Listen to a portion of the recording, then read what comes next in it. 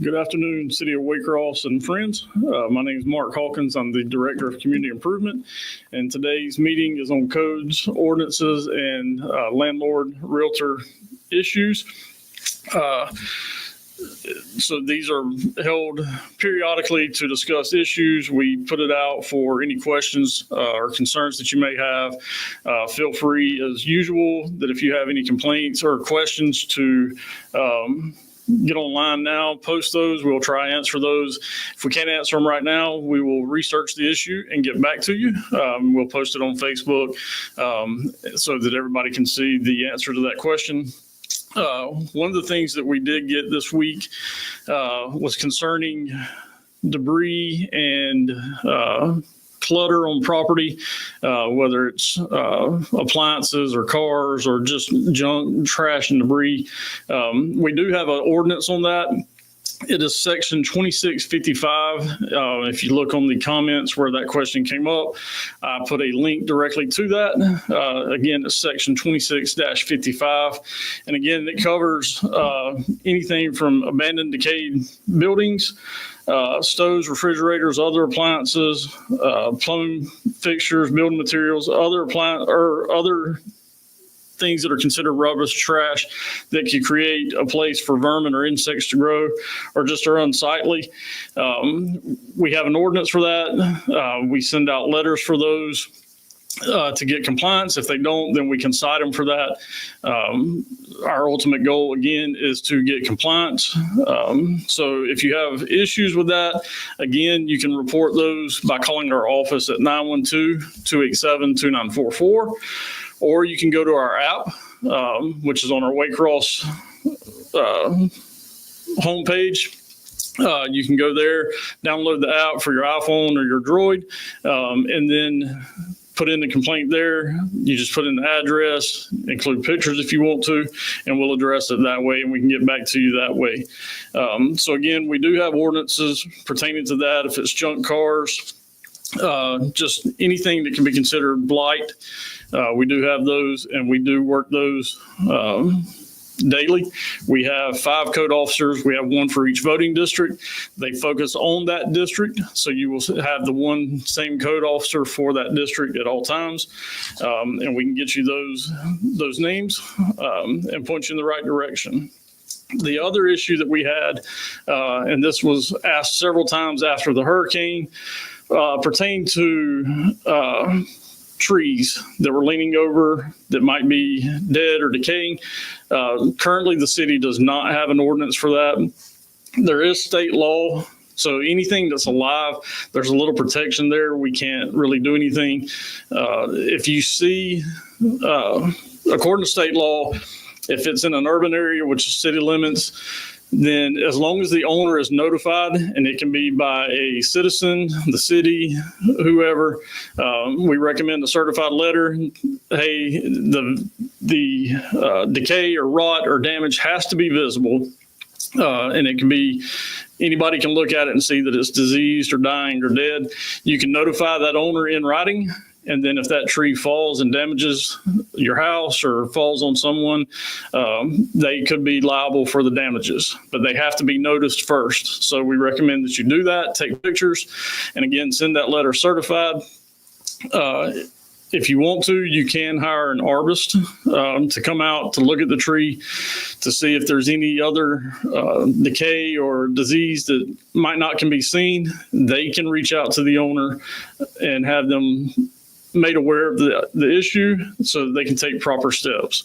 We are looking into some ordinances. Again, the state has kind of limited what we can do as far as trees.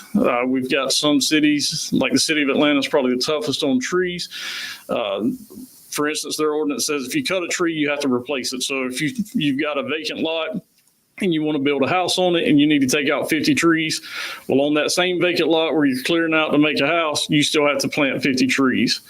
So there's been some legal challenges to the city of Atlanta. So we're looking through that and we're trying to see what we can do. Again, the biggest thing is just basically go along with state law. So if we get a complaint of a dead tree, if we go, or a diseased tree or a dangerous tree, we go out and look at it. And if it meets the state requirements, then we can send a letter out.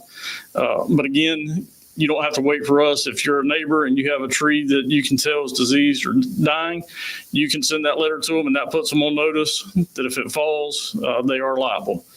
So that was the two complaints, or the two questions that we had so far this week. So feel free, if you have anything now, to ask that on Facebook, and we'll try to answer those. And one other thing that I wanted to mention with the hurricane, there were some questions about permits for damages. If it's simple damage and there's no electrical or building, if it's just replacing some shingles that blew off or some siding that blew off, obviously you don't need permits for that. But if it's anything structural or electrical, any damage like that, they are supposed to get permits. It's not that we're trying to make things difficult, but one, that's a way that we can check to make sure that licensed contractors are doing the work, that we don't get these that fly in after disasters like this and take advantage of the citizens. We can make sure they're properly licensed. It also helps that we inspect the work to make sure it's done properly, so there's no further issues down the road with inferior work or shady work. And then also, a lot of time, majority of the time, your insurance is going to require and pay for permits anyway, because they want to make sure, again, that the work's done properly, that it's done by licensed people, so that if there is an issue, they're covered on their end as well. We have seen in the past where people had damage repaired, not by licensed contractors. The work never got inspected. And then there were issues, and insurance did not pay to fix those issues because the work was not properly completed by a licensed contractor. So we're just trying to look out for the citizens. We're making sure that our citizens are not taken advantage of. Our permits are not expensive at all. But we want to make sure that the work's done properly and by the proper licensed contractors. We've seen already, we've had complaints of people coming in saying that they're licensed, start doing the work, take the money and run, homeowners out of the money. We've seen some shoddy work already from people that come in on weekends. So we're trying to help prevent that and to make sure that our citizens are not taken advantage of. And if you have any questions on if it's needed, you can call us at our office at 912-287-2944. We'll gladly come out, look at the damage that you have, and we'll let you know if a permit's required or not.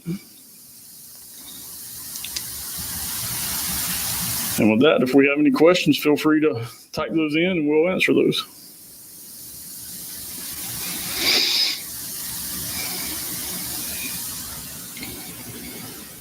And if not, if you're watching this later, again, type your questions in. As soon as we get those, we will answer those. So if you're watching this later this afternoon or next week, feel free to put in a question and we'll be sure to answer that. Again, we'll answer on Facebook so that everybody can see the response to that. Or if you want to call us, again, you can call me anytime between 8 and 5 at 912-287-2944. And I'll be glad to talk to you in person.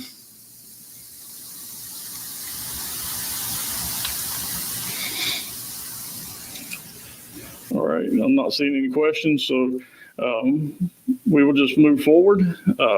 Again, we will continue to have these periodically, and anytime you have questions, feel free to submit those on our Facebook page, call us, email us, use the app. We will get those responses out. From time to time, we might bring in realtors to answer questions. If you have questions from realtors, we have a great relationship with them. We'll get them to come in and answer questions from their side. If you want to hear from some contractors, we can set those up. So just let us know what you want to know, what you want answers to, what we can do to help educate you on why we do the things that we do. And again, it doesn't have to necessarily pertain to building codes or anything. It can be any city code. If it's dealing with trash cans or water, we can bring in the the department that handles that situation, and we can let them discuss those codes and why they're pertinent to those departments.